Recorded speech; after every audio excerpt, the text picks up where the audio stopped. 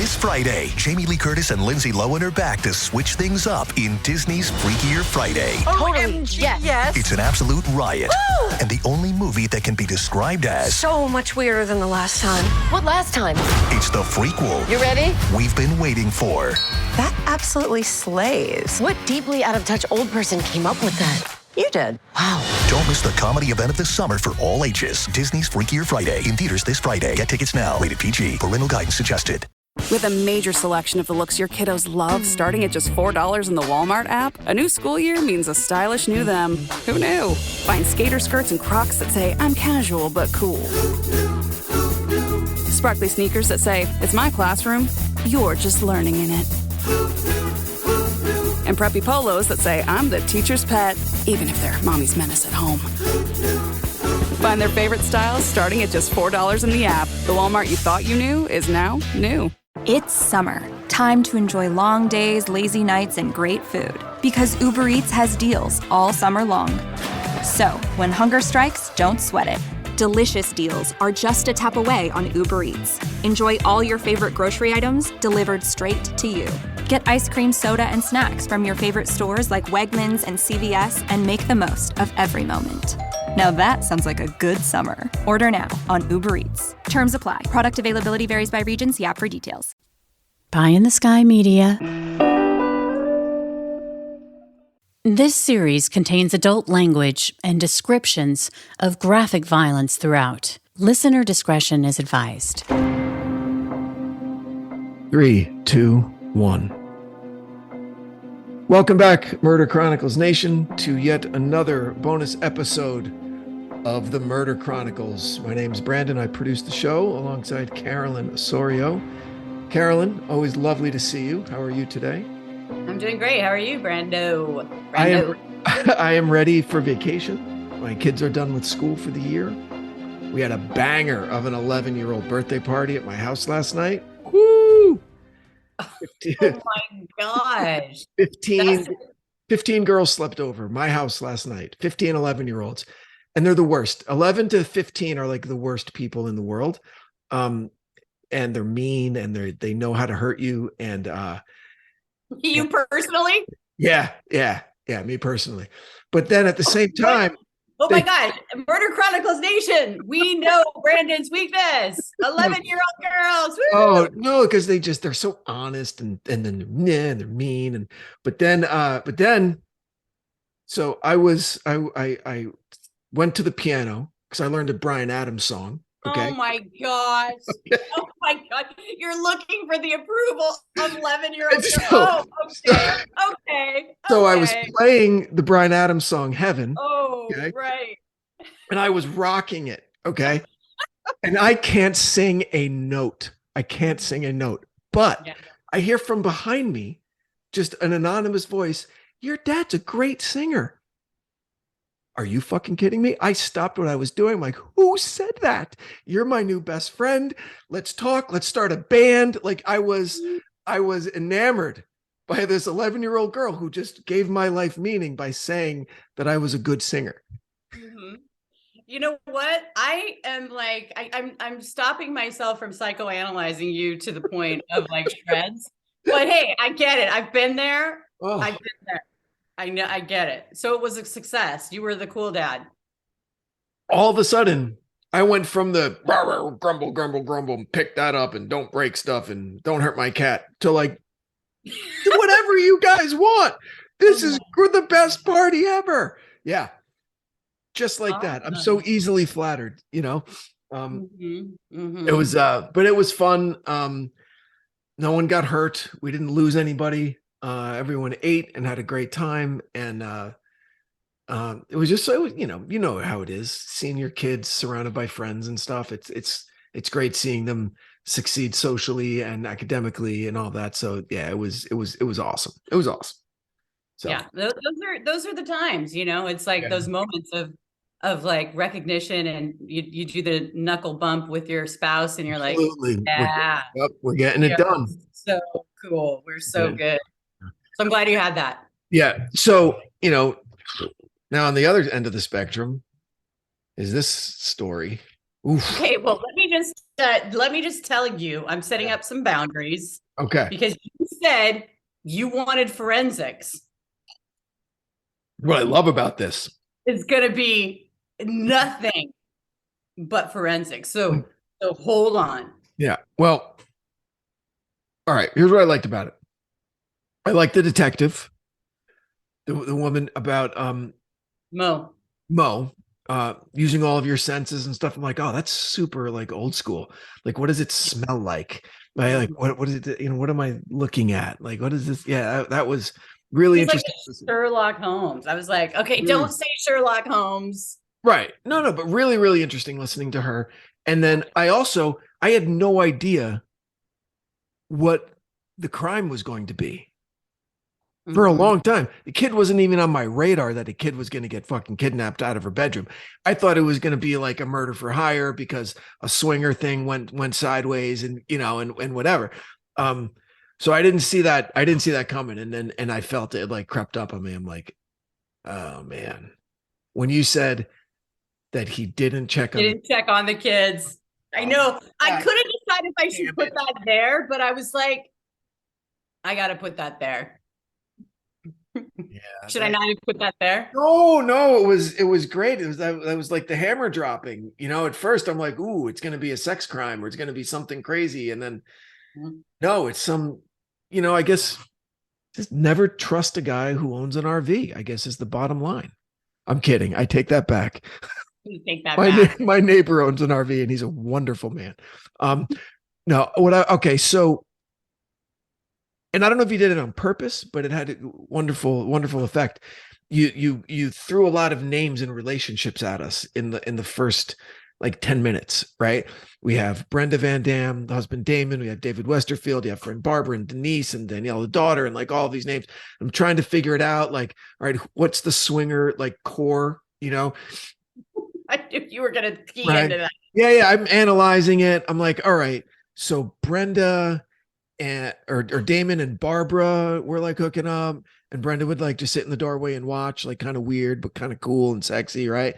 And then maybe Denise kind of got into it a little bit sometimes. So Damon was like getting all of the action a lot. It sounds like Brenda was getting a little on the side too. Yeah. Brenda was getting hers. Brenda was definitely getting hers. Yeah. Brenda was. Yeah. And then so was David, the neighbor, was he like,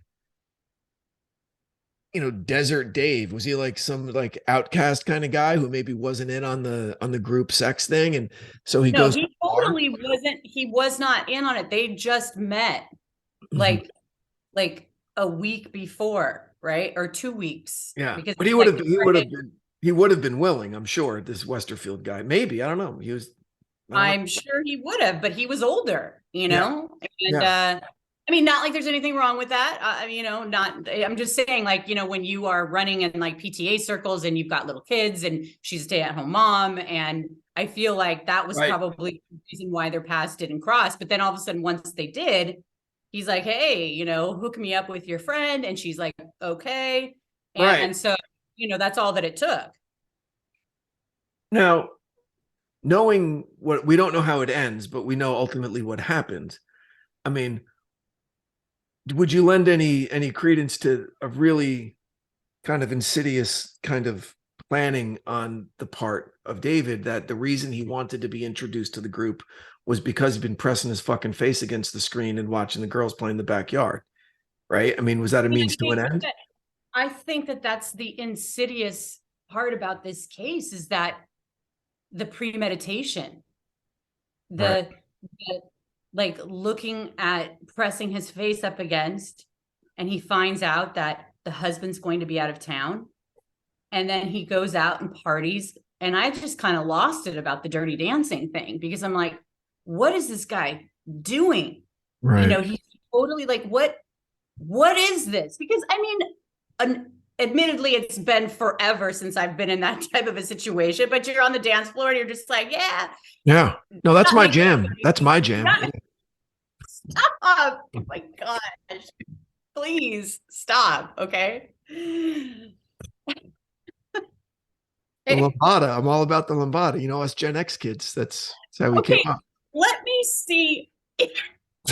imagining your gym actually right now. Hey, ladies, you want me to sing Bryan Adams? I can't sing, but No, now I think I can because an 11-year-old validated me. Okay. So you're going to be out there doing the Macarena. You're going to be like. Listen, I'm more of a lambada guy. Like I said, I'm lambada like all the way. Okay, Macarena's for beginners. Every time you like make fun of my moves. Okay, the point is that you can see how the night was going, and she was just probably like, okay, David, okay, yeah, this guy maybe, yeah. So just kind of like, are you all shoulders when you dance normally? I know, no, I'm just trying to imagine like 50-year-old guy when I'm like, whatever age she is, like I'm a 50-year-old guy and I can move. Okay. I see you just judging me. I'm not, let me see your moves. Okay. You're not really. Listen, when I was now you're going to be like, old, we don't even have time to talk about the moves that I possess. When I was 12 years old, I was convinced I was going to be a professional break dancer for the rest of my life. Okay. I knew how to do this. So don't even.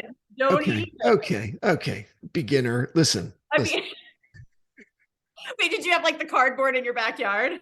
You name it. I had it. I had the windbreaker with the matching pants, several different outfits. I had a breakdance name. I was in a crew. Yeah. Yes. Okay. So just recognize, please. Did you have a gold chain? I did not have a gold chain. I thought that was a bridge too far for me. I would have been a little bit of a poser. Okay. Oh my gosh. Anyway. So I'm not going to demean Mr. Westerfield for his dance moves. I will demean him for being a dirty fucking child kidnapping, monster, but absolutely not saying that he can't dance. Okay. But you know what? I mean, the fact that he was trying to dance with the mother of the little girl that he was going to go and kidnap and like that kind of like, what is that? I'm going to push back on that for a second. Okay.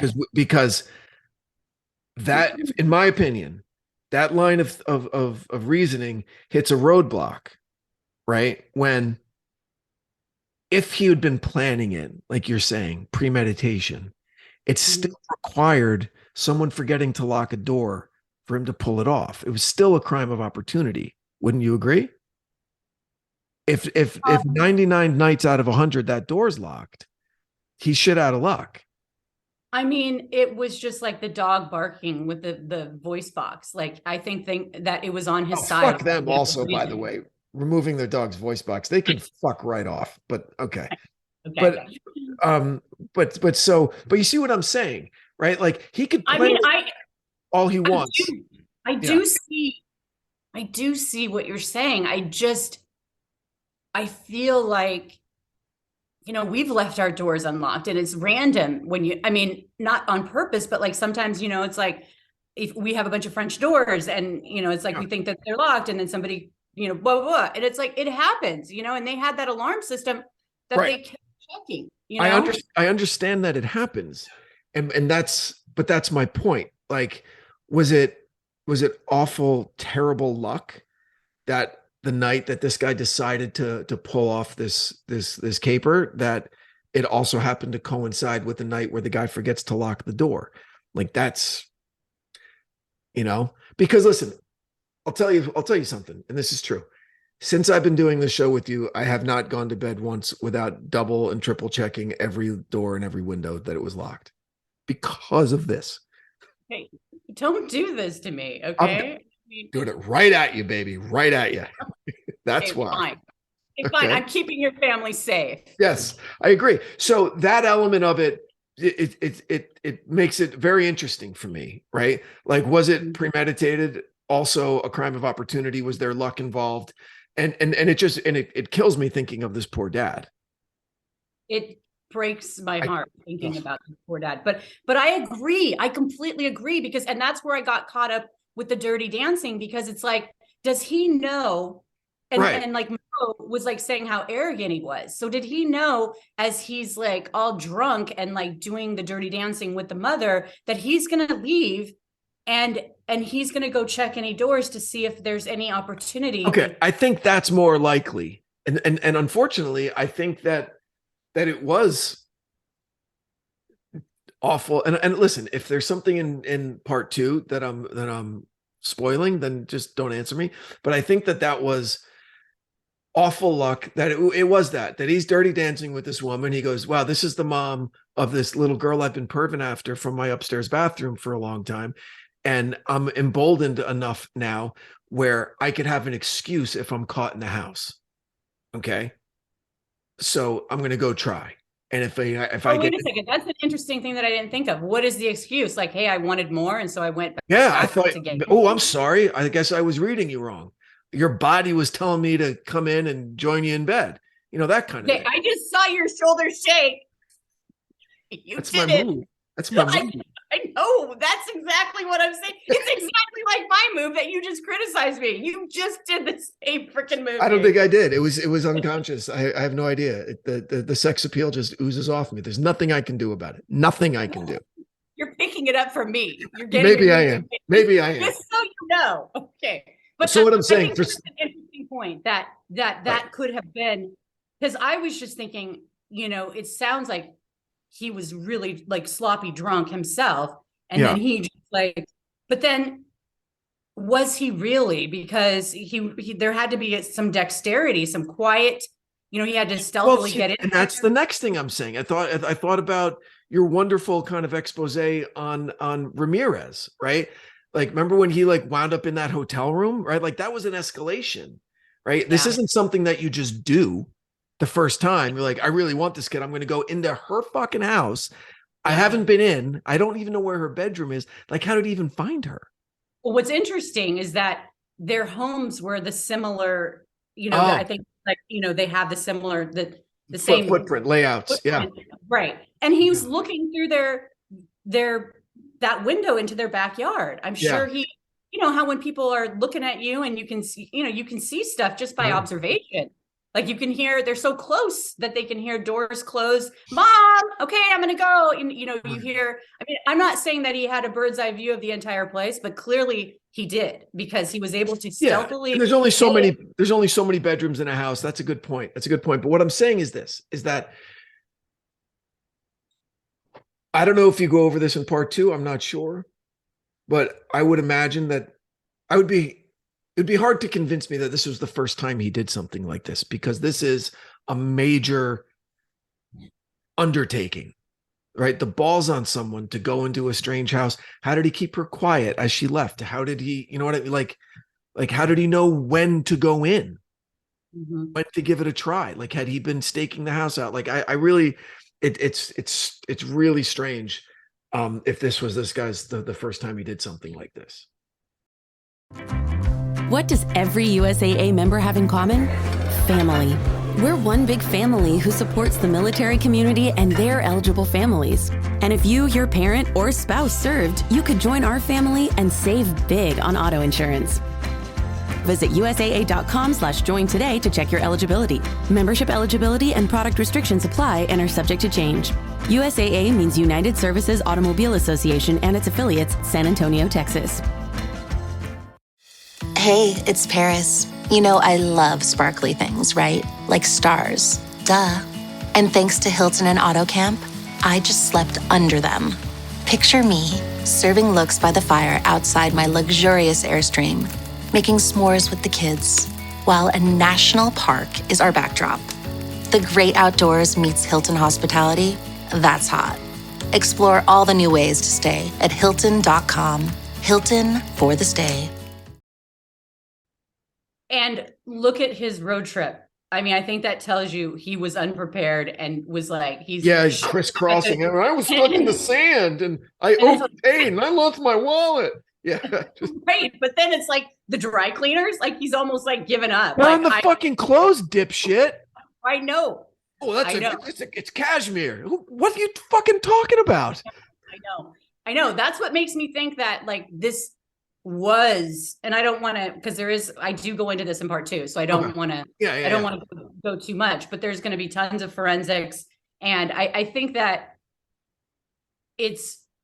the first part of it of being completely brazen and stealthily getting in there and playing the mom. And when they went for the, I think he was planning this because the Girl Scout cookies and, he was thinking about it, And all the kiddie porn and shit on his computer. Oh, this fucking guy. So, all right. So let's talk about Mo a little bit, the detective. Yeah. Yeah. Because like I said, she's fucking great. She's great. Yeah. Now, again, I've expressed this opinion to you before. I love the hose thing and I hate the hose thing. Okay. I knew you were going to say that. Yes. You like the senses. I was like, I know I'm putting this in and he's going to be like, fuck your senses. No, all we have are our senses. I get it. But don't set on me. For Mo to say the lawn was immaculate and cared for, someone who cared so much for this lawn wouldn't leave a hose draped across it unless they had a lot of shit on their mind and they needed to get out of here quickly. Okay.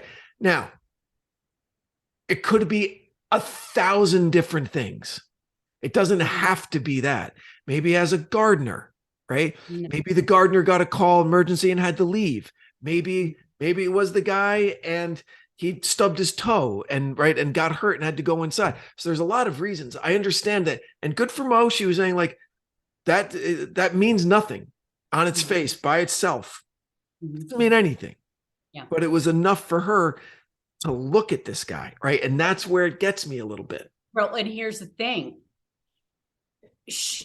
The patrol officers were the first people that were managing the rest. Yeah. They were trying to find the little girl, and she's like, they did a great job. They're bringing in the cavalry. They're bringing in the people that have this detective experience. Right. And so in all of her vast experience, and I mean, I can say that like when I'm interviewing people and you get a vibe for somebody, you totally, and I think that she said, oh my gosh, you, yeah, is that it?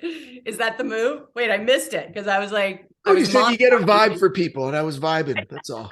I know. Wait, I could see that's a little bit better than my game. Just a little bit. Just a little taste. Keeping it professional. Okay, well, right. So, right, you get a vibe for people. Yes. Okay, so let me finish this because she said it. She goes, it's not evidence, but it is an anomaly. And it's something that she wanted to follow up on, right? And she was very clear that like he wasn't here. His lawn is have you ever had a neighbor like this? I have. But devil's advocate. No. It's a leap to call it an anomaly absent any other information. She's in a vacuum here. She rolls up and she goes, well, that's a nice lawn. I would think that someone wouldn't leave a hose draped across it. How does she know? Right. She has, I get it. And I completely respect instincts because I'm not a cop and she's got tons of experience and I get it. But all I'm saying is that what if the hose wasn't there? Does that mean they never would have looked at this guy? Right. Or I think that they were what if there's a perfectly rational explanation for the hose being there? Well, they weren't going to really look at him. He wasn't even on their radar. He was out of town. Right. So no hose, then he would have gotten away with it. That scares the shit out of me. Well, that's what I said to her. I was like, well, so he wasn't, you heard her answer. I said, so he wasn't on your radar. And she said, no. They were going to obviously talk to him. Yeah. Right. Yeah. They were going to talk to him. But like that hose really kind of raised the red flag of, okay, not only is he not here, and then we've got this hose. So we're going to go back and we're going to talk to him. And then there was just more and so more. Much stuff. Right. Right. So like the stuff smelling of bleach, how clean everything was in the RV and all that kind of shit. And listen, I eventually got to a place where I view it favorably. Not that anybody gives a shit, but I got to think through this kind of stuff. And I look at a lot of stuff through the prism of movies that I love. You remember, Apollo 13. Of course. Okay. In the third act, when no one knows if the astronauts are going to get home safe, and we're in his wife's house with the grandma, and they're sitting there and they're watching an old interview of Tom Hanks as the astronaut on TV. And he's talking about when he was in the war and how he was a Navy pilot and going to land on an aircraft carrier, and there was an electrical short, and he was out of fuel, and his radar went out, and blah blah blah blah blah, and he didn't think he'd be able to get home. And then the last thing, his little map light went out, so now he's in complete darkness. And he's like, "Well, now I'm gone." But then he saw the phosphorescent algae getting kicked up by the engines of the aircraft carrier. That led him all the way home, and he's got a great line. I don't know if it was probably a screenwriter that wrote it. He said, "You never know what events are going to fall into place, to get you where you need to go." So in this, it was something as simple as a hose draped across an otherwise perfect lawn that a lesser detective might have dismissed. Okay, and that's what I love about it. And what I love is me that too. she's comfortable enough, and especially as a woman detective. I mean, not to bring in that, but like to go and say my intuition, and the person's like, yeah, run that down. They didn't say, okay, let's go get the, let's find that out, because I'm sure you've been in meetings where people are like, you say something and they're like, what? They don't, just because they don't get it doesn't mean that it's not a good idea. 100%. 100%. And I feel like that's what it was in this case. And again, the perfectionism within that framework, it's like every little detail is so glaring because the house was so perfect. Because when you have a perfect house like that, you can't exist with that hose like that. You know what I mean? That is something that would drive you crazy, Was Westerfield married? Was his wife at home or anything? Do we know? No, he was divorced twice. Okay. College-aged kids, right? I remember that part. What did you think of his interview talking to that reporter?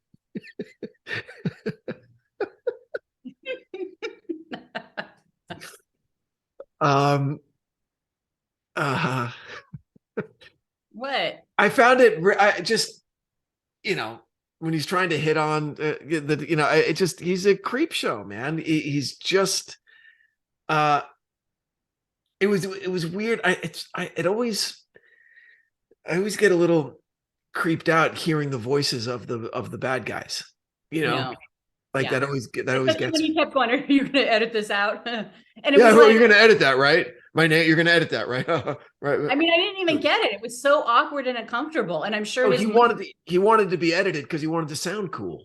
He didn't want to sound like he stumbled over anything. He wanted to look like a player. I know, but edit what? They're just asking him questions. Like, it didn't even make sense. And it's funny because the reporters, like, they're not even biting down on that bone. They're like, dude, you're freaking guilty. We want, you know what I mean? Like, but it was like, I can imagine the moves with Mo as just being so awkward and just being like uncomfortable. And then the Dirty Dancing thing with Danielle and how I'm sorry, not Danielle, but her mother, Brenda. Yeah. Had to have been like, totally buzzed to kind of move forward with that. And I just find it like, this guy is completely awkward.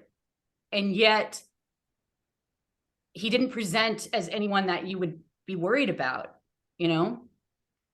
Yeah. And that's also scary. It's really scary. I think that's what, Jennifer Shen, the forensics expert, was like, this could have been, it's just unbelievable. And then, he's this engineer. He just kind of looks like a nerd, but he's, he just wouldn't be someone that you would think, right. No, of course not. And that's the thing. And so, I'm dying to know what happens to him. And unfortunately, I think I probably have a pretty good idea, given all the fucking bleach, what happened to the little girl, unfortunately. And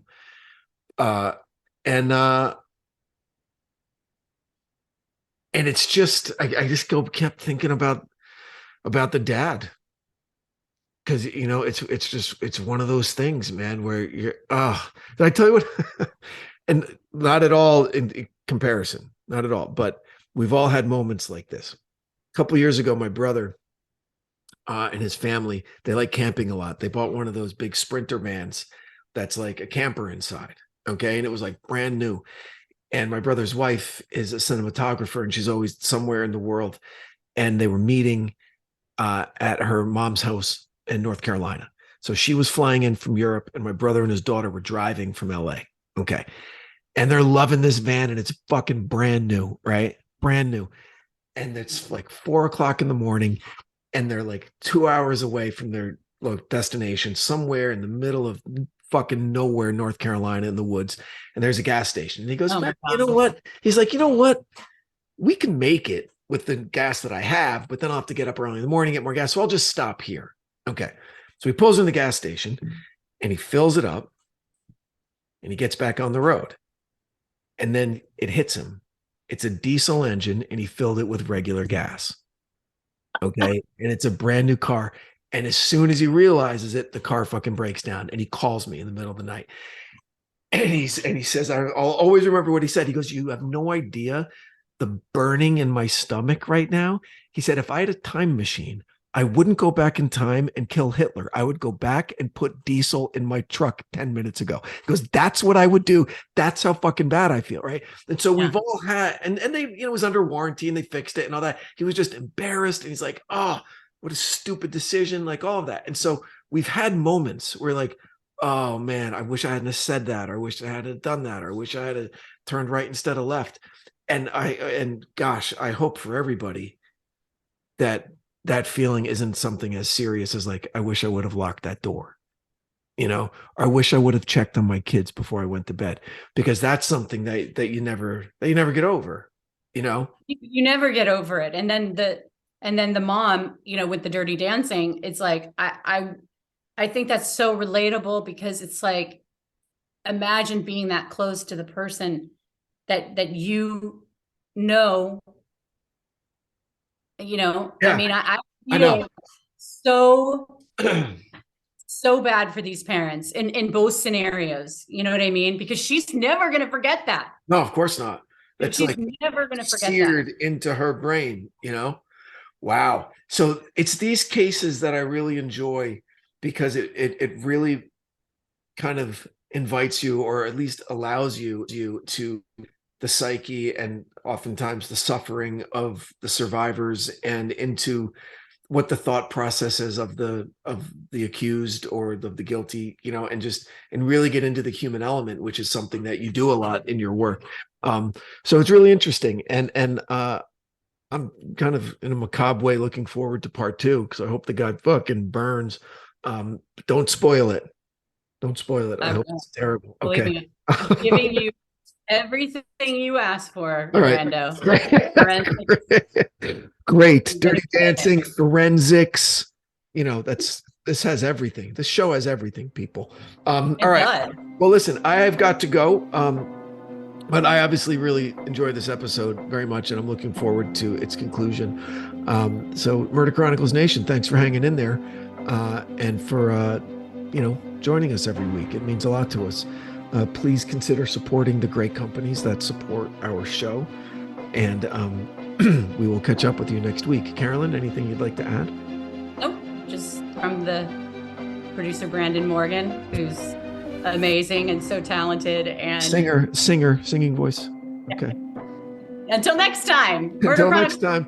I am Carolyn Osorio with Branden Morgan, and we'll see you around. Stay safe out there, everybody. The Murder Chronicles is a pie-in-the-sky production recorded live in the beautiful Pacific Northwest. We are produced by Branden Morgan and myself, music by Soundstripe. For Pie in the Sky Media, I'm Carolyn Osorio, your writer and host. Thanks for listening.